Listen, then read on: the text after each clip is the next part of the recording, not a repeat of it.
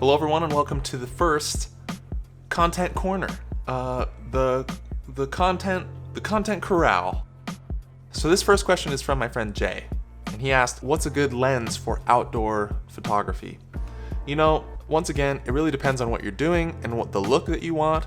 My personal favorite right now is this lens, the lens that I'm shooting on right now, the Canon FD 28mm lens, vintage lens. It's like $50, $60. But I have been really into that wide angle feel lately. I'll put a few examples up right here. Been really into that wide angle lately. I don't know. There's something about it. Aside from that, I want it to be, I love an 85mm. Next up, my friend Taylor asked basic package suggestion for camera, lighting, etc. Well, Taylor, that is a really big question. If you guys are interested, I'll make videos that go into those in more depth. Cameras, lighting, editing, audio. But for now, I'll just give you a few of my tips. So when I'm looking for a camera, I ask myself a few questions. Number one, what do I want this camera for? For instance, if you're into just making home videos or vlogs, I would start off with honestly just your cell phone. I've already made a video about it and I'll link that, but you can get amazing footage out of your phone. And not to mention it has a screen that you can look at yourself, make sure your hair is good, make sure everything you want is in your frame, which just makes sense. So to go back to your question, I like to think about everything, how can I do this but for the cheapest price? So that's one option, is just your phone, like if you're doing home videos. Another upgrade for that might be something like this. This runs about $300. It's the DJI Osmo, and it's just a little camera. You can hold this button, it'll turn on. You can attach your phone to it, and so you basically will have this rig.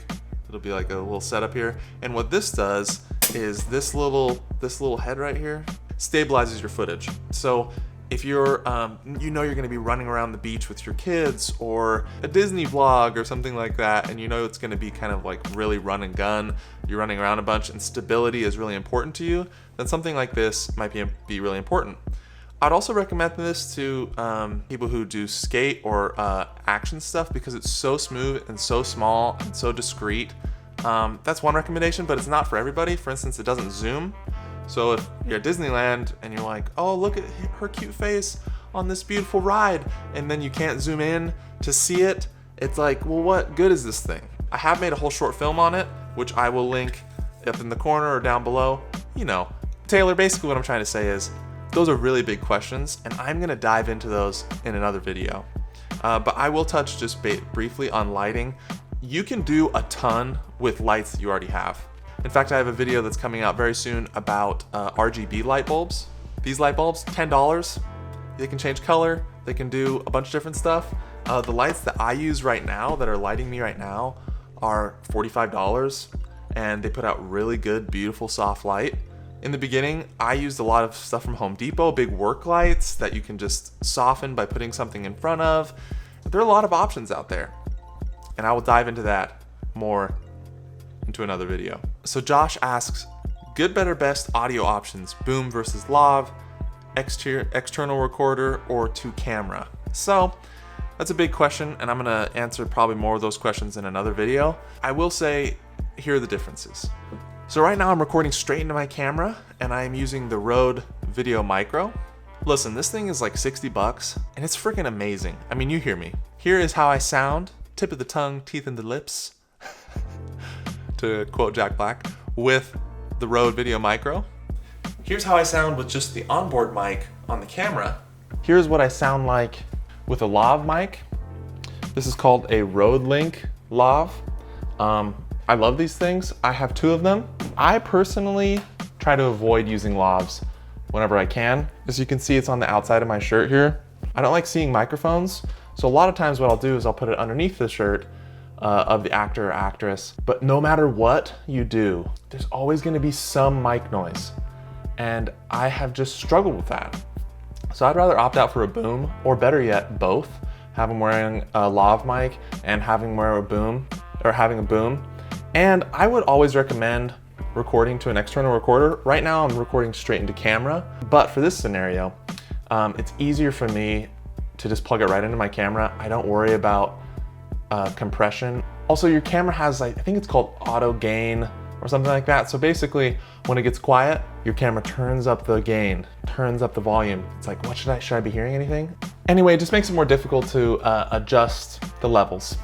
But what's cool about a Lav is that no matter where I am, within reason, it'll sound like I'm close. It'll be pretty good audio, but once again, if your actor is moving a bunch, it might not be good. Also, here's another tip I've learned. When you're putting one of these Lavs on a person and they don't want to be seen, it's hard with men with chest hair. Chest hair makes a lot of noise. You wouldn't think it does, but it does. Shirts, scarves, necklaces, it's all not good. But I have noticed, because I've tried to hide them up here, I've tried to hide them in collars, I have noticed that like right where the pecs, if you put it right in between, naturally there's like a little divot, you know, between your chest muscles where the mic will have space off the shirt. Take it or leave it. They also make these little pieces of felt. It reduces rustling. In my experience, there's still rustling. So in short, to answer your question, it really depends on what you're using it for. Something run and gun like this, a Lav could work perfect. But I don't want to have to hook a Lav every time I'm recording, and I'd rather it not be seen, so that's why I use this little boom. I don't want to have to sync my audio, which is another thing you have to do when you're using an external audio recorder, at least for this. But when I'm doing something big or something important, I want to have an external recorder so that I can have the space to make sure I'm getting it exactly the way I want and at the highest quality. Hope that makes sense. Also, if you're interested in these products, I will link every single thing that I'm talking about in the description down below. Have I mentioned subscribe? Anyway, that was the first question and answer. The first content corner. Also, if you guys have any more questions, as always, for next week's video, please leave them down in the comments and I will do my best to answer them. Thanks for watching. See you next week.